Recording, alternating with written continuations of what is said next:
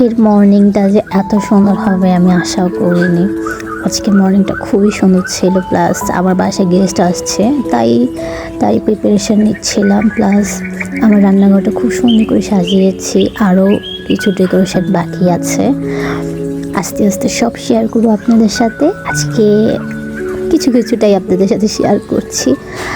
Actually আমার রান্নাঘর আমার কাছে আমার আবেগ, আমার শান্তি। আমি অ্যাকচুয়ালি ম্যাক্সিমাম টাইম আমার রান্নাঘরেই আমাকে কাটাতে হয়, তাই আমি এটা ট্রাস্ট করি যে আমার রান্নাঘরটাকে সুন্দর রাখতে হবে, ঘর যেমন তেমন হোক।